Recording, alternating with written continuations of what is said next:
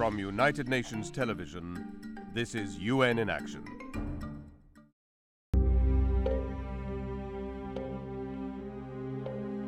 These are the faces of victims of the Uruguayan dictatorship. Hundreds disappeared, and more than 10,000 women and men were detained and tortured. Some 40 years later, survivors and relatives are still fighting for their right to answers. They have a right to truth, justice, reparations. I think that there is still much more room for active and effective truth-seeking. Dr. Pablo de Grief, a human rights expert from Colombia, was appointed by the United Nations Human Rights Council to serve as Special Rapporteur on the promotion of truth, justice, reparation, and guarantees of non-recurrence for victims of past human rights crimes around the world. As part of this work, the government of Uruguay invited him there to assess progress in discovering the truth of past atrocities that occurred in the 70s and early 80s and ensure justice and compensation for survivors. Survivors like Chela Fontoura, who was captured but lived to tell her story. Ahí estoy en la cárcel de Cabildo, estoy un año, me escapo junto a otras tantas compañeras, éramos 38, y al poco tiempo me detienen. Me presentaban en todos lados como la mujer peligrosa.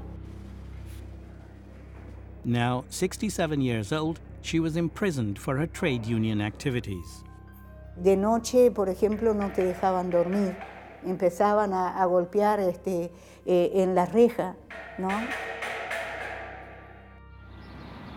Chela was finally released in 1985.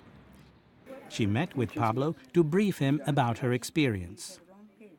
Denuncié todo lo que habían hecho. Aquí queda claro que todo lo que pasó en este país que quieren ocultar. In Uruguay's capital, Montevideo, Pablo meets several high-level government officials, including the president. He also met with Defense Minister Eleuterio Huidobro. A former prisoner himself, Huidobro says he is committed to finding solutions. Toda la que ellos necesiten. Nosotros estamos colaborando activamente en todos los pedidos que nos hace la justicia o los organismos de derechos humanos para tratar de averiguar el destino de los desaparecidos. Pablo recognizes that although slow, progress has been made in Uruguay with regard to victims of disappearances. One such is Soledad Dosetti Garcia, whose parents were disappeared in 1977 when she was just a baby. They were accused of being members of a radical left-wing movement. Y bueno, hay algunas referencias, algunos testimonios que hablan sobre los llamados vuelos que transportaban a las personas, los prisioneros en aviones y los dejaban caer en el río de la Plata, digamos. Although her parents' fate remains unanswered, Soledad received reparation in recognition of her loss.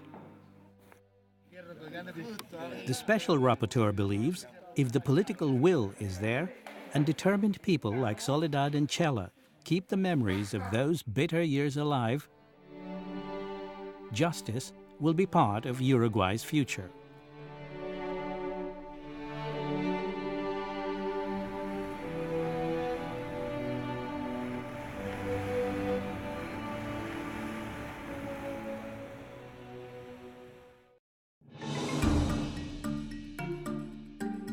This report was produced by Mary Ferreira for the United Nations.